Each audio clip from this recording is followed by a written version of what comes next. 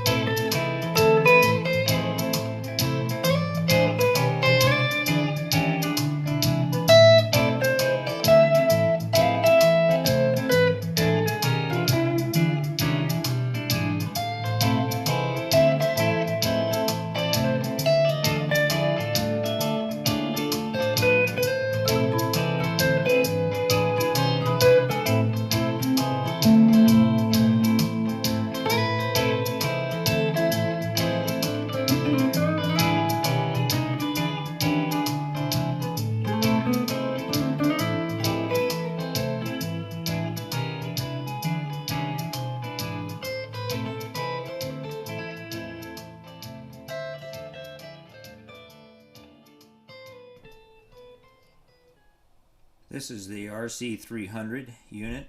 I had been using the RC-30 unit, which is right here, for quite a long time. The one nice thing about the RC-30 is these big rubber coated pads, foot pedals that are on here. These are actually very nice. On the RC-300 there's not enough room for large pedals like this. But I just found, for reasons that you'll see obvious in the course of these videos that I'm going to do, that the RC-30 just did not give me the capability and the flexibility that I needed to accomplish what I was trying to accomplish. So the first thing let's do here, let's talk about what we've got programmed into these 3 tracks for this particular song. I am just going to, first thing I'm going to do is I'm going to set the volume full, and then I'm going to just kick on the 3 different tracks and explain to you how I put this song together. The first track is the rhythm track. It has a couple of rhythm guitars and a bass track in it, and this plays all the way through the whole song. Once it starts, it goes all the way through the introduction, all the way through to the end of the song.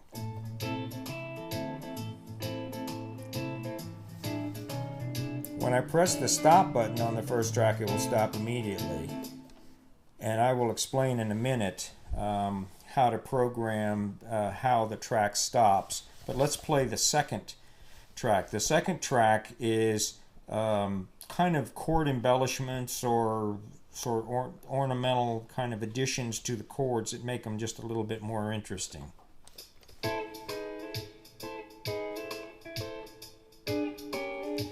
When I press the stop button for track 2, it won't stop right away. You'll see the green light starting to flash, and that's because I have it programmed to stop at the end of the loop. If I press it again, it will stop.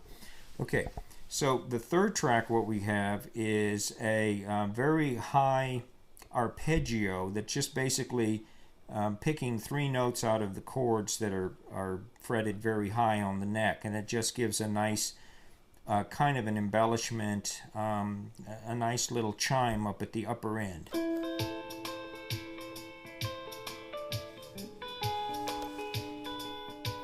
And when I press this, it's not going to stop. It's going to flash and tell me that it's ready to stop at the end of the loop. I can press it again and make it stop. Now remember also we have this stop and start all, which I could have, if I pressed this button, anything that was playing, either 1 or 2 or 3 tracks, would have all stopped at the same time. If I press this now, they'll all start at the same time. They'll all stop at the same time. So what we have here is, let's talk about how the logic behind the way this thing is set up. First of all, you have a master level, and you have over here an input level. And what I have done is I have just turned my guitar volume up to full and set the guitar up the way I would normally want to play it, and I just increased this instrument input level until I saw the peaking light start to come on, and then I backed it off just a little bit. So the peaking light comes on once in a while, but very rarely, and I think that's exactly where I want it. I'm not using an auxiliary input, I'm not using a mic input, but those perform the same things for input. But over here, since we have 3 tracks, we have 3 individual sliders. You have a tremendous amount of control over the volume of this machine, which is something that was sorely lacking in the RC-30. What I found with the RC-30, a lot of times you get disproportionate volume between the different parts that you've recorded and overdubbed, and it was very frustrating. This gives you many ways to control it. You can control your master volume here, and you can control your individual volume here quickly. You can also program them, as I will show you. Now, one of the really neat things about this thing is that on the RC-30, it was extremely frustrating to try to get your tempo correct, because you could only do it by pressing the tap tempo button, and you might get it close, you might not get it close, but there was no way to fine-tune it. You just had to keep trying until you got the tempo the way you liked it, and you didn't know if it was exactly the meter that you wanted. Whereas every time you move one of these dials, it will show up over here temporarily. That's a tremendous feature, except for the master level, because I guess it really doesn't make sense to do that. But let me just show you something. I will touch this fader for the first track, and over here immediately you will see it start to show where that sliding potentiometer is sitting. Most everything goes from 0 to 200. So 100 is in the middle. So that's where the indentation is, the indent where it kind of sits in the middle. And then you notice the display goes back to what it was doing before. Same thing here for the rhythm level. I'm going to change the level of the rhythm, and it will show me exactly where it's sitting. This is extremely useful. Not only that, but it can also show me what the master volume is related to the volume pedal, which I'll show you in a minute. But let's talk about how the logic behind the way this thing is set up. You've got 3 channels, so you've got individual adjustments that you can do for the 3 tracks that are independent of each other. Okay, then here you have all your controls for the rhythm, which is obviously going to be for the whole song. And then over here you have what's called a memory edit. This button allows you to edit features that relate specifically to this song, whatever that memory location is. And then down here you have system. Now system is not something you'd probably ever use, maybe more than once or twice. It has things like, if I press this button, the first thing that comes up is LCD contrast. Well, you can change the contrast. If I step through these things, these are system, how many memory locations? Well, I don't see why you'd want to change the memory locations from 1 to 99, but I guess you could if you wanted. So you have just system level things, which you really don't. The only thing that is probably really important in this menu is this record pedal action. So I have it set up so that when you, let's say you press the play, it will start to record. If you press it again, it will then play. But it comes defaulted, and you'll have to change this if you want to. It comes defaulted so that when I'll show you the other feature here. It says when you press the button that it will go from recording to recording overdub. That's not the way I like to use it, so I have changed that. And I have read on many forums that most everybody changes it from record to play, because you don't typically want to hit the pedal and have it record again. You typically want to have it play, but that's up to you, strictly up to you. So that's the only thing in the system menu that you will probably be interested in changing. Everything else is just pretty much default, and you'd probably be pretty happy with it. So exit gets you back your main display. The easiest thing to look at is the rhythm. Let's start off with the rhythm. First of all, if I press that's going to stop now. It's not going to. Let me see if if I play something, it won't play the rhythm with it. If I turn it on, now it'll actually let me preview the rhythm that I'm playing. So right now, if I look at under edit, it will show me. Let's stop this. If I do the edit button and I start to step through the parameters, it says that the 4/4 time and record count in, which is only effective if the channel's empty. It will count in for you, which I find extremely useful. You have to set that. It comes defaulted off. You set it like that. The play count, it's off because you don't want it to count in each time before it starts playing. The way that I switch tracks in and out, that would be a disaster, because I would switch a new track in and it would count 1 bar before it started playing. We don't want that. But in some cases it's useful. The rhythm level is set to 50 now, as we saw a minute ago.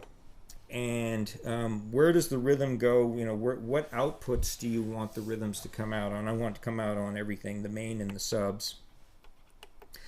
And then we have the rhythm pattern is a shuffle reggae. And that's the first thing that came up when we punched that menu. And basically this is where you select I'll turn the rhythm on so you can hear the different changes. So these are all the different shuffles. So I'm using on this song the shuffle reggae. Alright, so I'm going to stop the drums. I'm going to exit this menu. Now if you've made any changes, what you'll want to do is you'll want to press this right button. So I'm just going to do that to illustrate. I'm going to press, and it says, do you want to write it back to the same? Yes, I do. You can initialize, you can exchange, you can do all kinds of really neat things when you write by selecting, you know, the action here. So if I press right, this is writing and it's done. All right, so let's talk about how we can set up these individual tracks to perform whatever dynamically we want them to perform in the song. So I'm going to press this edit button for the first track. And over here we see track 1, and it says it's in loop mode. We want loop mode. The other choices are one shot. I guess that's your only other choice on this particular thing, but obviously we want loop mode. We don't want one shot. One shots are useful sometimes. So the next parameter is going to be reverse. Do we want what we've recorded to play in reverse? Well, if you've got some nice satanic messages in there that you know you want, I guess, well, just kidding. But anyway, it's kind of weird. It plays everything in reverse. So the next thing we have here is it shows us what we have our tempo, which is 132 beats per minute, and it also shows us how many measures we have. Now I'm going to show you something. You can come over here, and we're working on this first track. But what I can do, I can pull up any parameter here, and I can come over and I can press these other buttons to see also what they're set up. So I'm going to go track 2 by pressing that second button right there. And now we see we have track 2 is also 16 measures, and track 3 is also 16 measures. Now they don't have to all jive to the same number of measures. You can have them independent, but in order to do that, I'll show you how you do that. Okay, so we're going to go back to track 1 now, and remember when I pressed the stop button, it stopped right away? That's where I selected that. Track 2 and track 3, I have loop end, which means that I'm real busy playing, and I only have to go down and hit that stop button once anywhere after it starts, and it will stop when it gets to the end of the loop. That's extremely useful. All right, so then the next parameter that we're going to look at is the playing level. This allows you, remember I told you have a lot of control over the playing level. This allows you to, you know, track 1 is playing at 100, which is right in the middle. Track 2 is at 60, and track 3 is at 60. Well, you know, when I was working this song up, I found that track 2 and track 3 were overwhelming track 1. They should be more in the background because they're more kind of decorative sounds. So track 1 should be the dominant track. So therefore I could back the other ones down without, you know, re-recording and all that kind of stuff. I don't know if you could even do it by re-recording, but anyway, that gives you the ability to set the relationship between the volume of the 3 tracks. You can also come over here if you're in a gig and it's like everything's starting to go south on you. You can come over here and you can adjust them very quickly here, live. And then of course you have your master volume. All right, so the next thing is record level. Now what would you use record level for? Well, the first track that I played for you has got a bass line in it and a couple guitars, and what I found was that the bass line was either not loud enough or too loud relative when I was overdubbing it. So this allows you to go in, you just erase that last take and you come in and you set your record level different, either lower or higher, and that will allow that overdub to sit more comfortably in with the mix of that particular track. Very useful, something not available on the RC-30. Okay. Panning, stereo output, I'm using 2 amps here just for fun, and this allows you to pan. Loop sync, this is really important. Remember that all of the tracks were 16 bars. Well, that jives with having the loop sync on. They're all synced up to the same length, but you don't have to do that. You can have your individual tracks that are shorter than your overall track. You should always record your longest track first, just to make life simple for yourself. But then if you want to, you can come into another track, and so track 1, track 2, and track 3 are all loop sync on. But you could come in, you could record your long track on track 1 and come into loop 2 or 3 and turn your loop sync off, and now you can do anything you want to with that loop. You can stick it. It doesn't have to start at the beginning of the long loop, and it doesn't have to end. And you can crank it off anytime during the loop, and it will do its thing and run its course, and either repeat itself over and over or whatever you want. It's an incredibly powerful feature that's not available on the RC-30. Tempo sync is something you would want to keep all the time, because you're not going to be running one track in 3/4 time and another one in 4/4 time or something like that. You're going to want them all synced together on the same beat and everything. So that's, tempo sync is something that would be really interesting to play with, but I don't think it's something that you'd want to turn off. Now here's your outputs and your various things that control where the sound goes. And you have a lot of control over where the sound is sent. For instance, if you have if you're recording vocals, you don't want that to go to your guitar amp. If you have a PA system and guitar amp, you can send some things to the PA and some things to the guitar amp. Okay, I'm going to turn that off now. Go back to the main menu. Now here's a little trick. If I press tap tempo, come over here and see it says 132. I can either tap the tap tempo, but more reasonably what you're going to do is you're going to use your knob here to change your tempo. A lot of these menu features show up in multiple places. Now I'm going to show you a really neat trick. This is, if I press the tap tempo, I get the tempo here. Okay, so if I press the rhythm edit down here, I come up with the beginning of that menu. But exit. If we go to the memory edit and we come up with memory level, we have to step back one step if we want to edit the name. Now I'm going to exit again. I'm going to go back into memory edit. So that's where we were before. The first thing that's kind of neat about this is that, I'm switch hands here, try not to shake the camera too much, is that we can come over here and look at our volume pedal, and it will show you where you are. Now remember, I said that the range of most of the variables go from 0 to 200, and it's the same for the memory level output goes from 0 to 200. So I've actually programmed it to go from 0 to 50 because that's what works for this particular song. And so my volume pedal movement, instead of going from 0 to 200, has been programmed to go from 0 to 50. And I'll show you how to do that in a minute. But here's the trick I wanted to show you. I'm going to get out of this menu and go back to the main display. Now what I'm going to do is I'm going to press this memory edit. We've seen that. I'm going to press it again, and it jumps to a sign 1 switch. I'm going to press it again, and it's going to jump to the name of the song. Okay? Now, normally when you press this, you have to step through these parameters. Remember that assign 1? You have to go 12 steps to get to assign 1. 1, 2, 3, 4, 5, 6, 7, 8, 9, 10, 11, 12. Now there's our assign 1.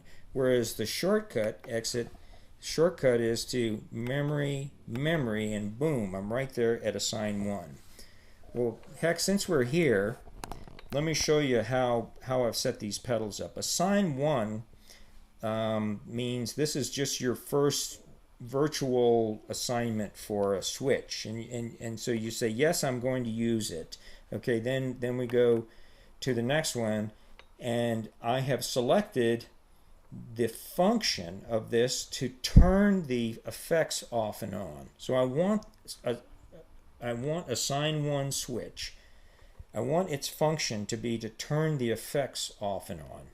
Okay, then I'm sorry, I hit the right button, so I'm going to get out of this instead of the next. Okay, so we go back to right back to where we were. I'm going to press this twice, and we're back here.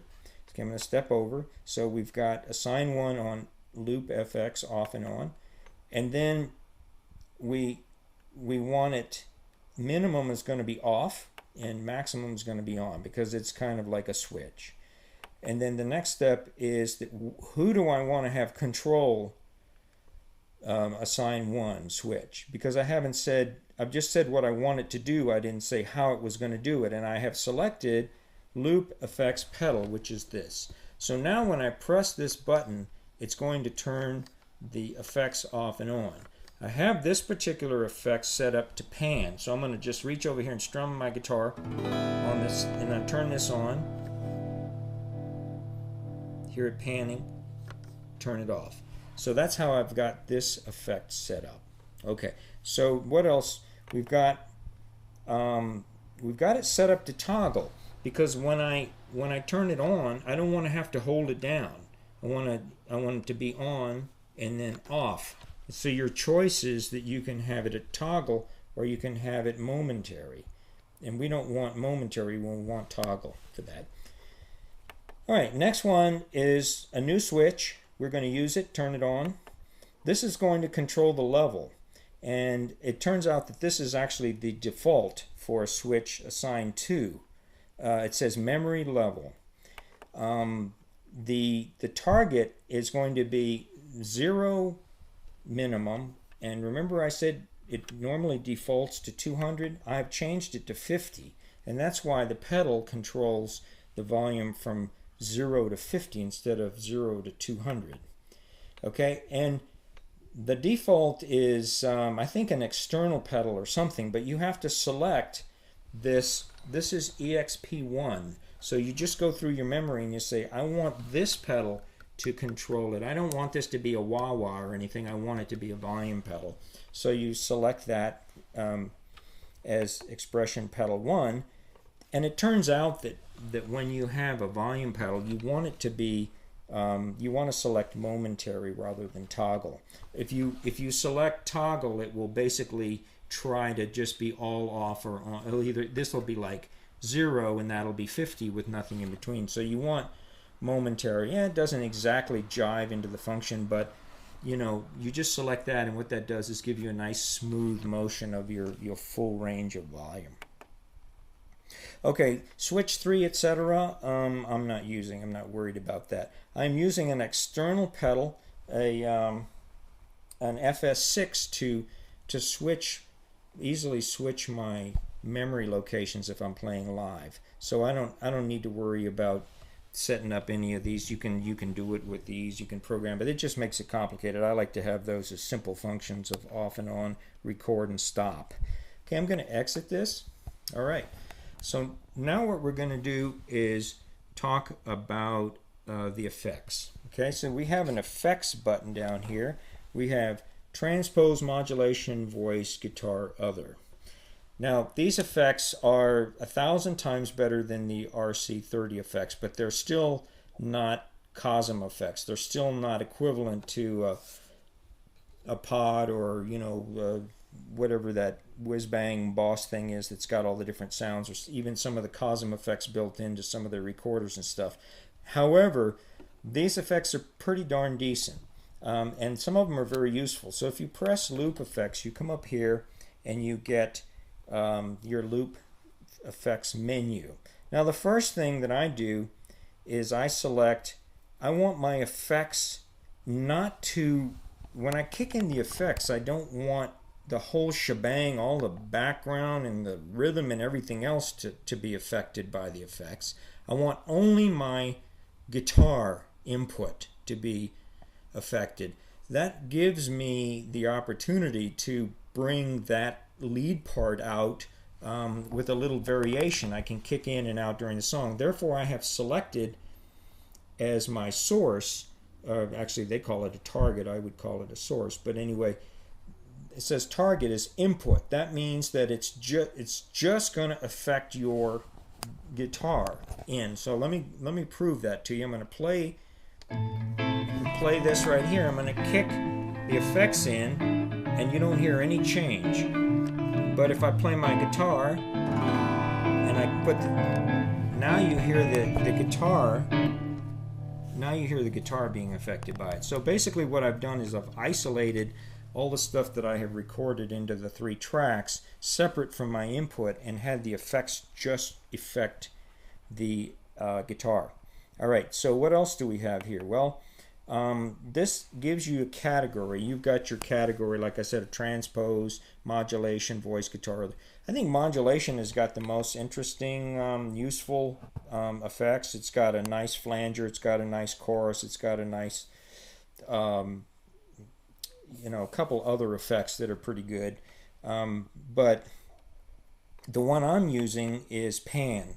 And so I've selected pan just to give a little bit of variation in the sound of the guitar without having too strong I didn't think that a flanger or anything would fit the mood of the song, so I just used that pan. To go farther into the pan, you have something called a wave, which is basically a depth of the panning effect, and you just play around with this until you like the song. The rate, that's a half note, a quarter note there. You can select the different the lengths of the delay, and then the depth is just how deep is your effect. So that is basically the functions of the loop effects. Okay, so I'm going to exit that. So by and large, that gives you kind of an overview of the functionality of the RC-300 and specifically how I have set it up to use its effects in this song. Now what I'd like to do is I'd like to show you a couple of bugs that exist in this firmware. They're not real serious, but I would like to show them to you so that in case you run across them, you don't think you're going crazy.